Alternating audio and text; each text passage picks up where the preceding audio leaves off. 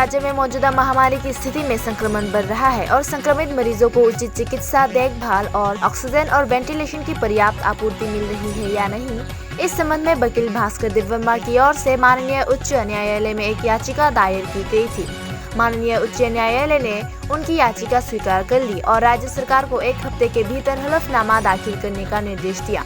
उसी दिन मीडिया से बात करते हुए वकील रोमेला गो ने कहा कि कोविड की स्थिति को लेकर हाईकोर्ट में एक याचिका दायर की गई है और न्यायमूर्ति सुभाषिष तलापात्र और मुख्य न्यायाधीश ने सरकार को उनकी याचिका स्वीकार करने और सरकार को हलफनामा देने का निर्देश दिया है और इसके बाद ही पता चलेगा कि राज्य में वर्तमान में चिकित्सा सेवाएं कौन सी स्थिति पर है।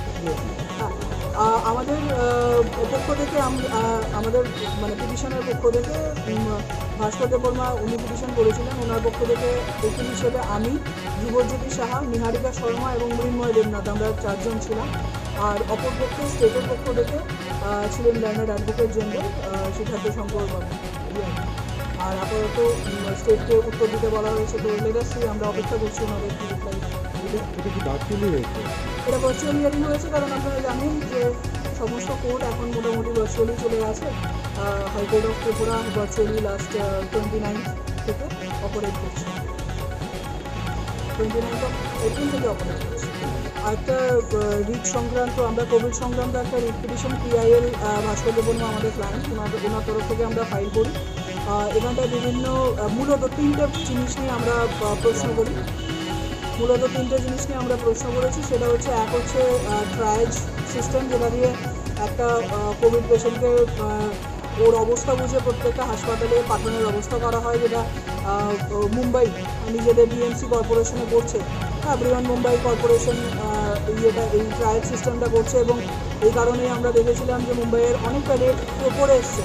দিল্লি এটা করতে ব্যর্থ এবং দিল্লিতে রেট ক্রমাগত বেড়ে গেছে। তো এই একটা জিনিস নিয়ে আমরা প্রশ্ন তুলি। দ্বিতীয় প্রশ্ন তুলি, আমাদের ত্রিপুরার কাছে পর্যাপ্ত পরিমাণে অক্সিজেন আছে কি না। অক্সিজেন না থাকলে সেই জন্য আমাদের সুচারুরূপে ব্যবস্থা করা, প্রয়োজনীয় ওষুধপত্র, ভেন্টিলেশন সিস্টেম এবং অন্যান্য মেশিন ইত্যাদি, যেগুলো আবশ্যিক মেশিন, সেগুলো আমাদের কাছে আমাদের ত্রিপুরা রাজ্যে আছে কি না, সেটা নিয়ে আমরা প্রশ্ন তুলি। এবং আদালত আমাদের মামলাটা দয়া করে ওনারা জাস্টিস তলাপাত্র এবং জাস্টিস চিফ জাস্টিস AK কুরেশির বেঞ্চ ছিল, ওনারা আমাদের মামলাটার সংজ্ঞান নেন এবং সরকারের কাছে উত্তর চেয়ে পাঠিয়েছেন। আজকে প্রথম অ্যাপিয়ারেন্স ছিল এবং এটা ওনারা সংজ্ঞান নিয়েছেন এবং আগে থেকে যে কোভিডগুলো মামলাটা চলছিল সেটার সাথে একসাথে ট্যাগ করে দিয়েছেন, একসাথে মিলিত করে দিয়েছেন।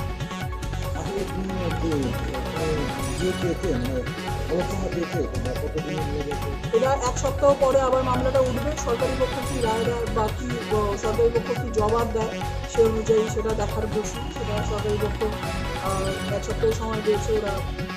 ওরা যদি হলফনামা দেয় তাহলে সেটা আমরা জানতে পারবো সরকারের স্ট্যান্ডটা কি। বর্তমানে পরিস্থিতি এই যে আমরা যে প্রশ্নগুলো নিয়ে দ্রুত প্রশ্ন নিয়ে আমরা করেছিলাম মামলাটা, সেটা সরকার অনারেবল হাইকোর্ট অফ ত্রিপুরা উচ্চ আদালত, ত্রিপুরা উচ্চ আদালত এটাকে সংজ্ঞান নিয়ে মামলাটাকে অ্যাকসেপ্ট করেছে। আর কোনো প্রশ্ন?